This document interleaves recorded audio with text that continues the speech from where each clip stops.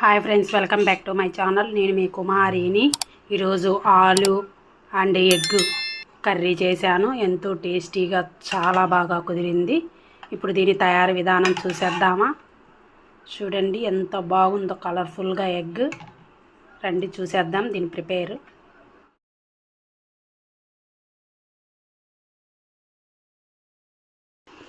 ఈరోజు నేను ఎగ్గు ఆలు కర్రీ చేస్తున్నాను.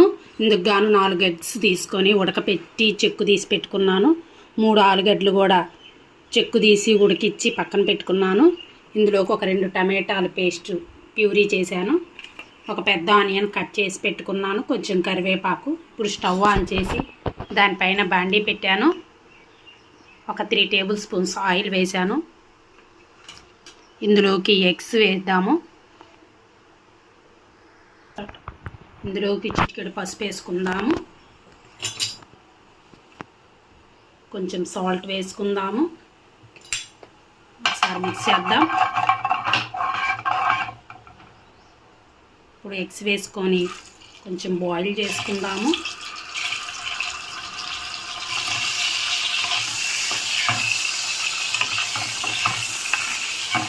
అయింది. ఇప్పుడు ఈ ఎగ్స్ని తీసి పక్కన పెట్టుకుందాము.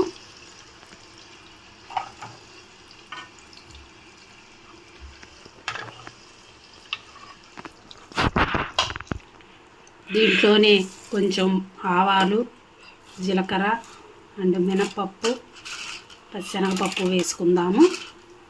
కొంచెం వేగనిద్దాము.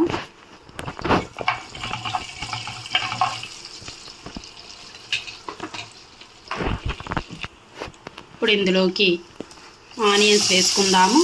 కొంచెం కరివేపాకు వేసుకుందాం. ఒకసారి మిక్స్ చేద్దాము. లైట్ గోల్డెన్ కలర్లో వేగితే సరిపోతుంది.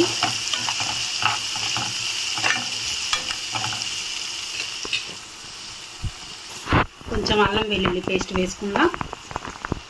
ఒకసారి మిక్స్ చేద్దాము. ఇందులో 2 ఎండుమిర్చి వేసుకుందాం. ఇందులోకి చిటికెడు పసుపు వేసుకుందాము. అలాగే తగినంత కారం వేసుకుందాం. 2 పచ్చిమిర్చి కూడా వేసుకుందాము. ఒకసారి మిక్స్ చేద్దాం.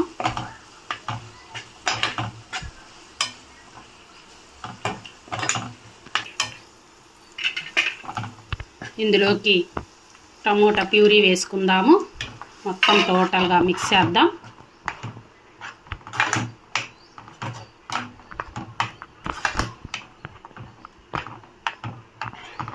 కర్రీ చాలా బాగుంటుంది.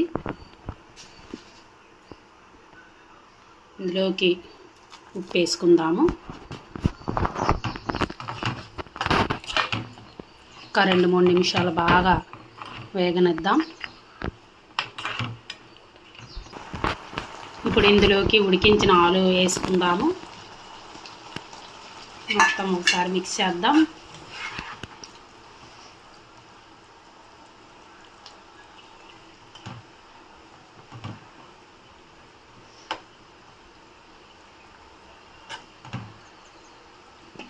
అలాగే ఎగ్స్ కూడా వేసుకుందాము.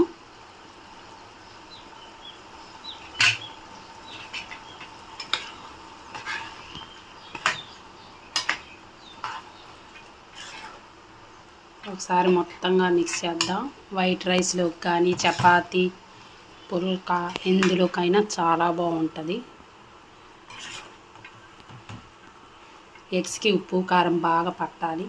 ఒక 5 మినిట్స్ అలాగే ఉంచుదాము. మగ్గిపోయిద్ది ఎగ్స్ కూడా. ఇప్పుడు మూత పెట్టుకుందాం. చూడండి ఎగ్ కర్రీ రెడీ అయిపోయింది. నేను కొంచెం సాల్ట్ యాడ్ చేశాను. నాకు సాల్ట్ కొంచెం తక్కువ అయిందని. ఇప్పుడు ఇందులోకి కొత్తిమీర సర్వ్ చేసుకుందాము.